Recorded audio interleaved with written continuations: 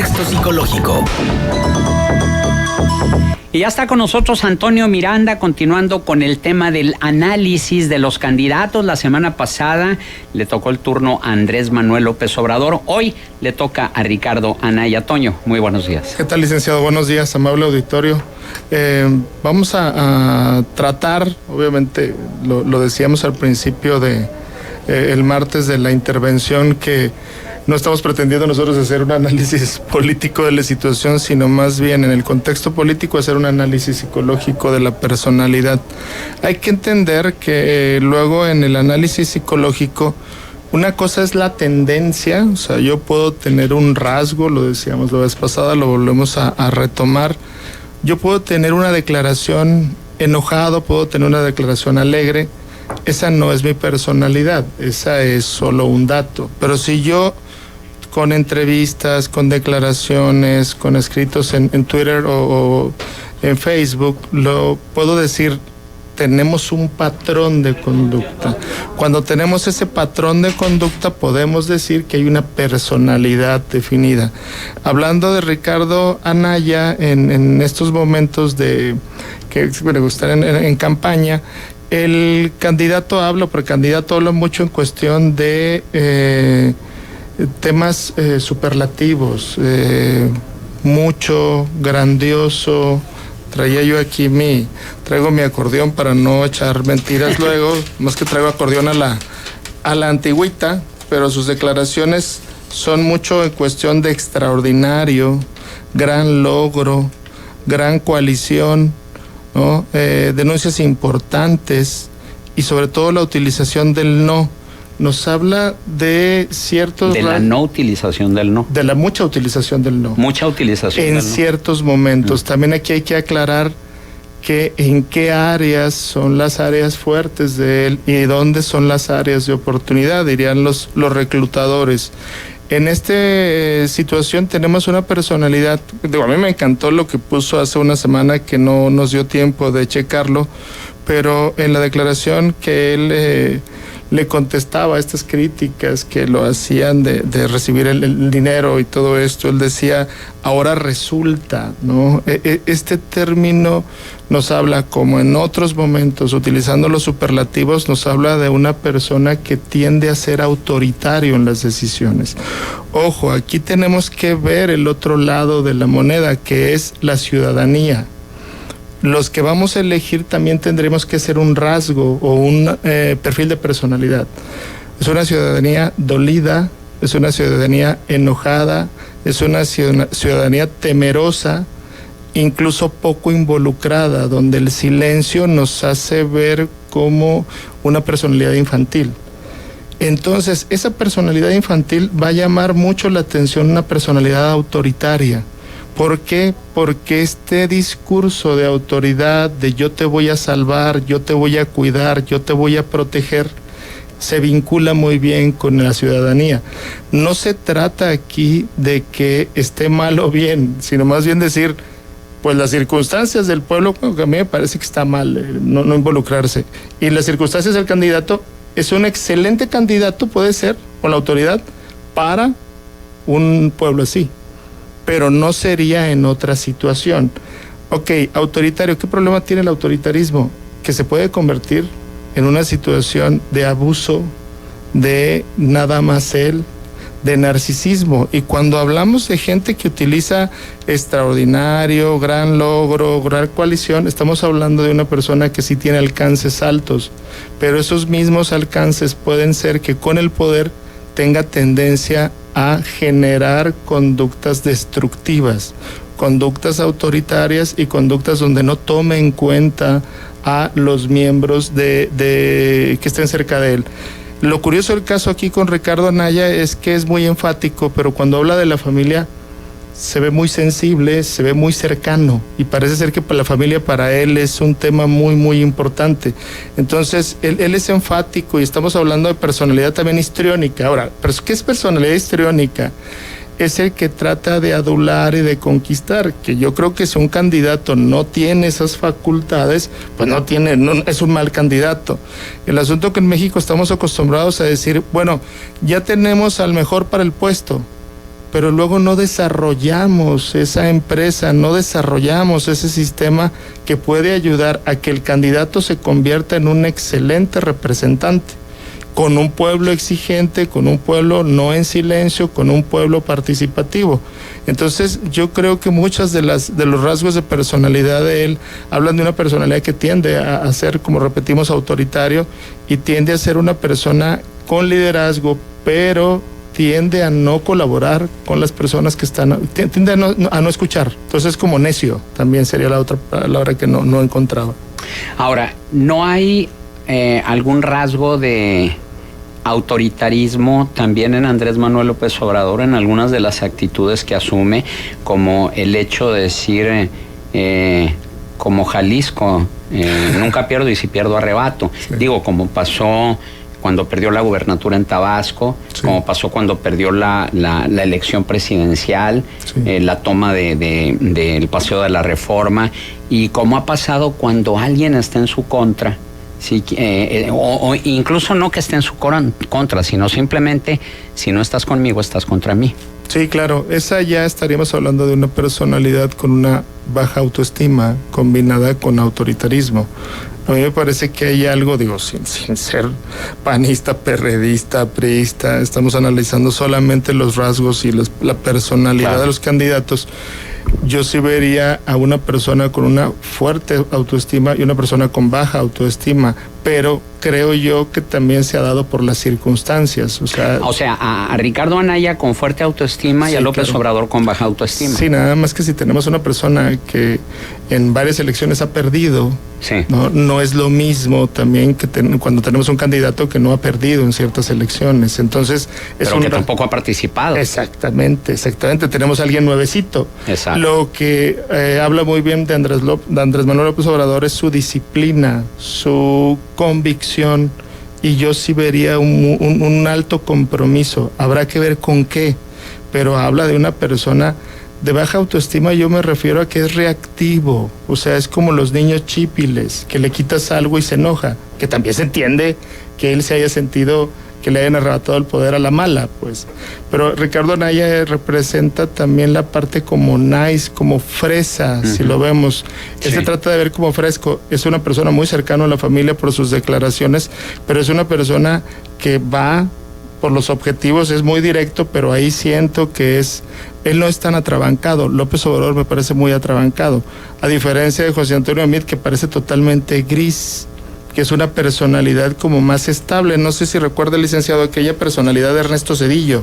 Sí, cómo no. Una personalidad que en aquel momento le ayudó en una parte al proceso de supuesto cambio que hubo en la presidencia, y él era una persona que ayudó bastante, ¿no?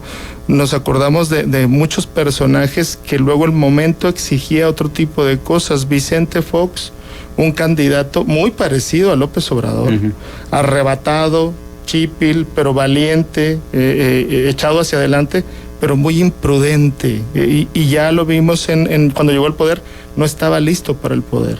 Entonces, a mí me parece que si hay una cosa muy positiva en Ricardo Anaya, es que está listo para el poder. Eso a mí me parece que lo asume.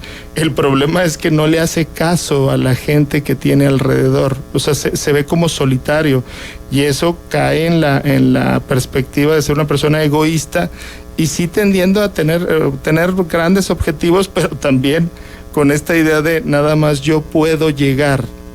Mucha gente va a decir, Toño, pues es la campaña. O sea, en la campaña se utilizan en marketing cierto tipo de frases y de lemas llegadores. Sí, pero ¿por qué los utilizas, no? Como con las canciones de José José, pues no las escribía él, pero él las cantaba, las interpretaba. Entonces, sí es importante lo que escoges de la vida, y él, creo yo, que tiene incluso una personalidad histriónica, una personalidad egocéntrica, que es una personalidad que sí resuelve, pero que no permite mucho la opinión de los demás. Eso sí me parece que es muy claro en su personalidad. Él dice, yo puedo, yo hago las cosas, pero nada más yo solo. Y sí le encanta brillar. Pero Ricardo Anaya tiene otra característica negativa que sus detractores e incluso sus propios compañeros de partido o ex compañeros de partido lo han señalado. que es propenso a la traición. Y es el que dice, el fin justifica los medios.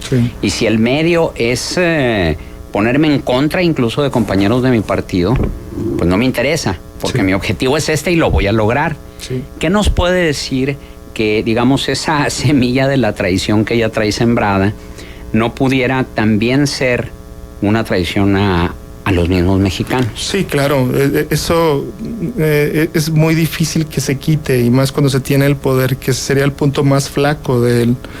Yo lo voy a poner un poco más coloquial, es cuando se tienen varias infidelidades en la pareja.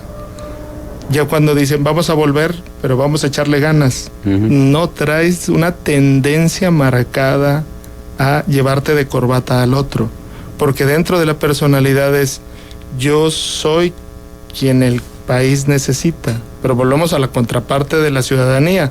La ciudadanía, al ser una personalidad infantil, pues estamos esperando que alguien nos rescate. Entonces estas personalidades atraen.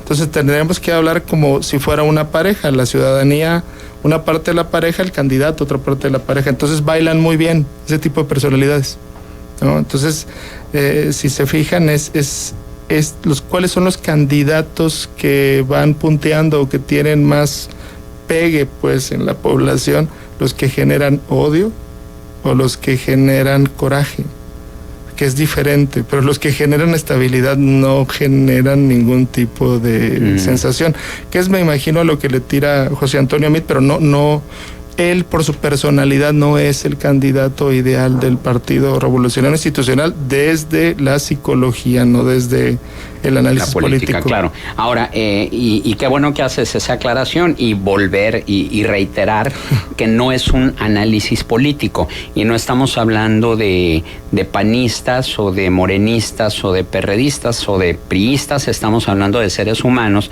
en cuanto a su perfil de personalidad. En ese sentido, tú como psicólogo, ¿quién consideras que pudiera ser más peligroso para el país de estas dos personalidades que has analizado?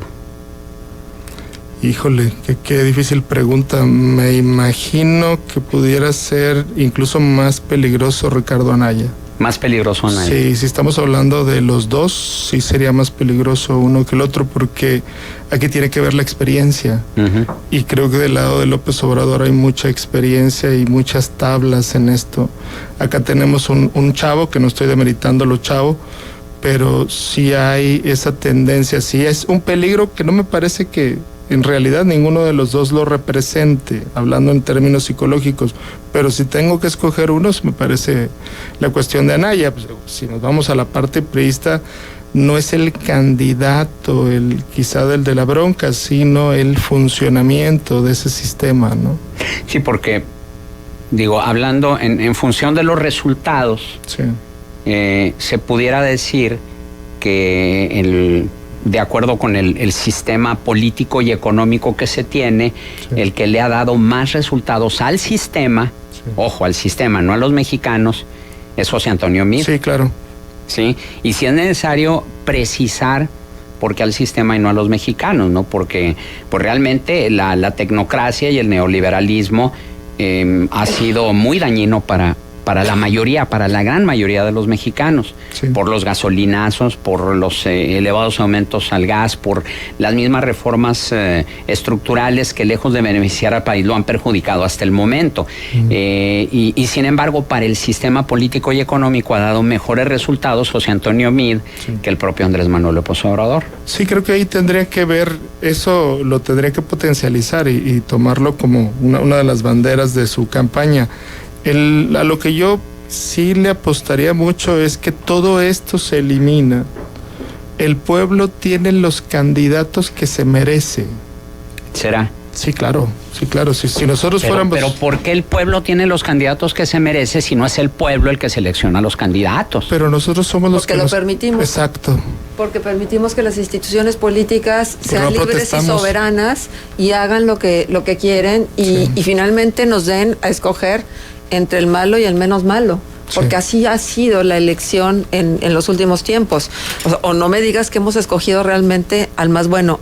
porque nada más de pensar que aparentemente son los mejores hombres y las mejores mujeres, me resisto a creer que en México no haya personas mejores. Claro. Sí, o sea, con más libertad, con más capacidad, con más eficiencia, con más preparación, con más entrega, con más servicio. Es que la verdad es que todos tenemos algo de responsabilidad en lo que estamos viviendo. Sí, pero la pregunta sería, yo como ciudadano, o sea, yo no lo permito, es porque así es el sistema, y el sistema dice que el partido es el que impone a su candidato. ¿De qué manera yo como ciudadano lo puedo impedir? Porque no hacemos nada para ir contra los partidos políticos. Claro.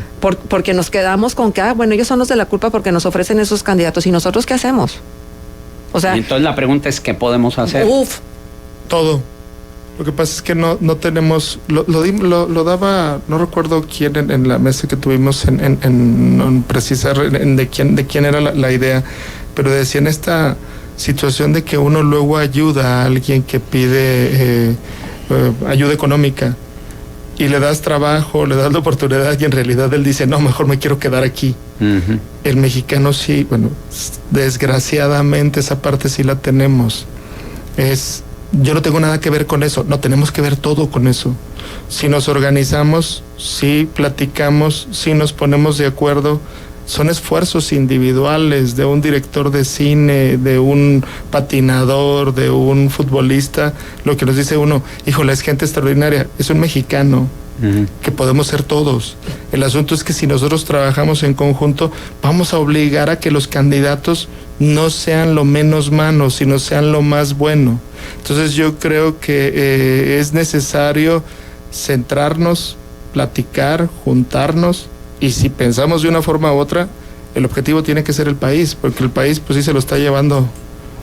César Rodríguez pregunta, dice, analizando el perfil psicológico de Andrés Manuel López Obrador, ¿qué se puede pensar de una persona que primero despotrica contra la mafia del poder y después la hace su aliado? Sí, estamos hablando de como decimos, de un berrinche. O sea, esa parte, si es estratégica, es muy mala estrategia, pero si es personal, que lo ha hecho muchas veces, López Obrador es una persona así, es una persona que tiende a decir, por aquí son las cosas. Sí, pero volvemos a lo mismo de la ciudadanía. Yo soy un niño, necesito que mi papá me diga por dónde. Y si yo soy un adulto, yo no voy a dejar que mi papá me diga por dónde, voy a trabajar con él para hacerlo. Pero tenemos este mesianismo que existe, entonces él sí tiene esa parte, y muy carismática, pero él se va de un lado y se va del otro. Es que se va adaptando, claro. Y eso nos habla más allá de que no hay un programa. O sea, más bien a él lo suben y dice, vámonos por aquí, ¿no? Entonces aquí yo creo que sí hay que decir que es una personalidad arrebatada, caprichosa, pero sí me parece altamente comprometida y disciplinada en lo que cree. Bien, pues entonces continuaremos la próxima semana, ahora con José Antonio Meade. Antonio Miranda, un punto de contacto. Claro, muchas gracias, 204-7113. Gracias, Antonio Miranda, psicólogo.